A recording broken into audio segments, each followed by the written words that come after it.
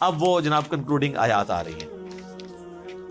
فلما فصل طالوت بالجنود، جب طالوت علیہ السلام اپنی فوج کے ساتھ روانہ ہوئے تو انہوں نے اپنی اس فوج کو کہا قال ان اللہ مبتلیکم بنہر، ان قریب اللہ تعالیٰ تمہیں ایک پانی کی نہر کے ذریعے آزمائے گا.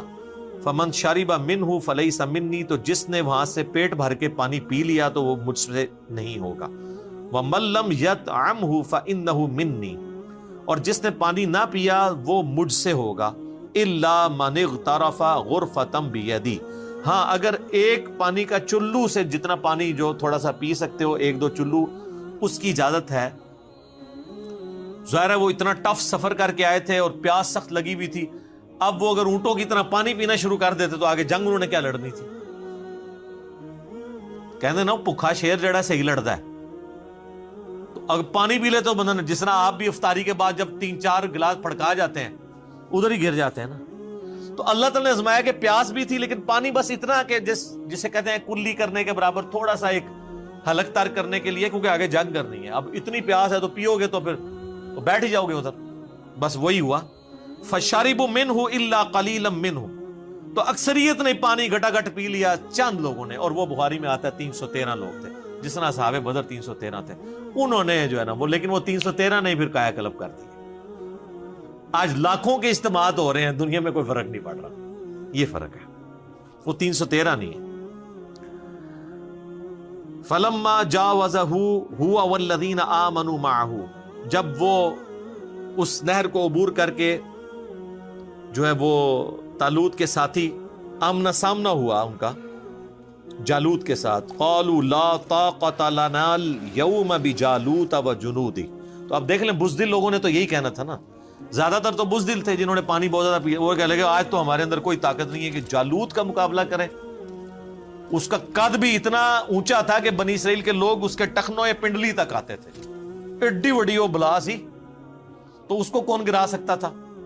پھر اس نے زیرہ بھی پہنی ہوئی ہوتی تھی، فل زیرہ کے اندر ہوتا تھا.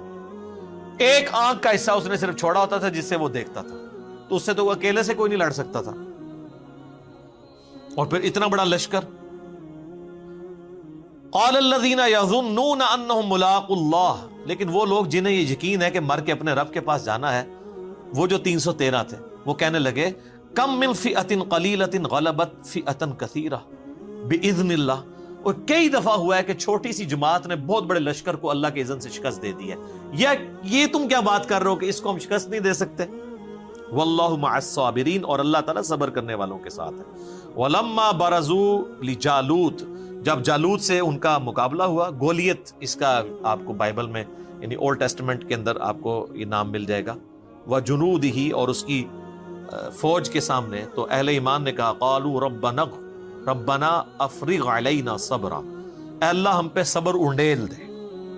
وثبت اقدامنا، اور ہمارے پاؤں کو مضبوط کر دے. فانصرنا علی القوم الکافرین، اور ہمیں کافروں کے مقابلے پہ مدد عطا فرما. آمین. سر یہ دعا غزوہ بدر سے پہلے یہ نازل ہوا ہے سب کچھ.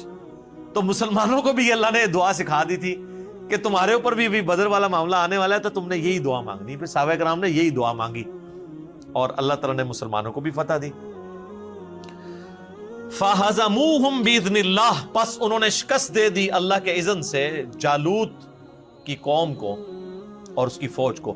وَقَتَلَ دَاوُودَ جالوت، اور داؤد نے جالوت کو قتل کیا. یہ داؤد علیہ السلام کی عمر اس وقت کہتے ہیں 16 سال تھی، اسرائیلی روایتوں میں آتا ہے. اور گڈریے تھے، بھیڑ بکریاں پالا کرتے تھے.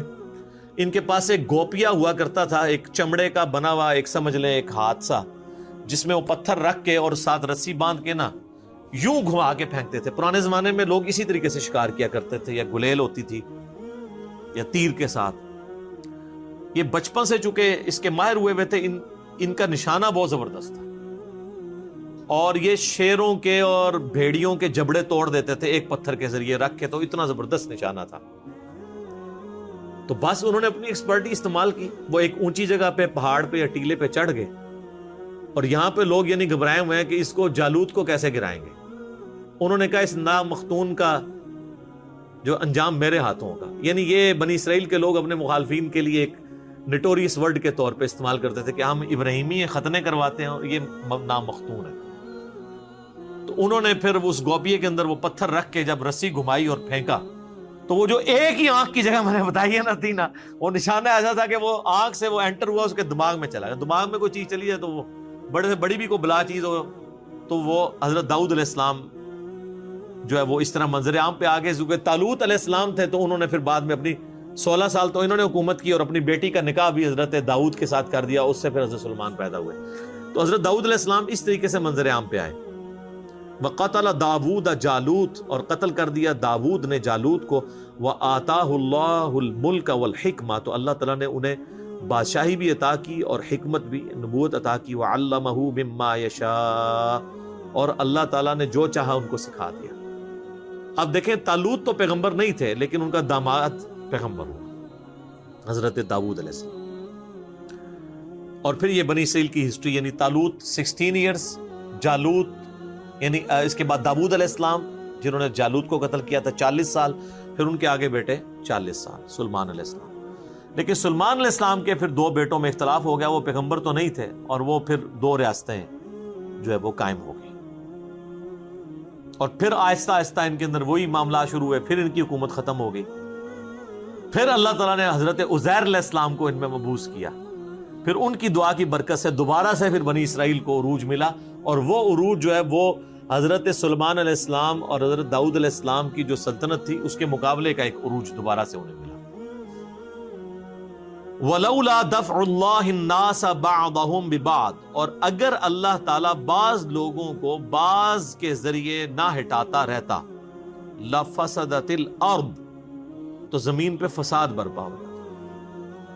وَلَكِنَّ اللَّهَ ذُو فَضْلٍ عَلَى الْعَالَمِينَ، لیکن اللہ تعالیٰ اپنے فضل و کرم فرمانے والا ہے سارے جہان والوں پر.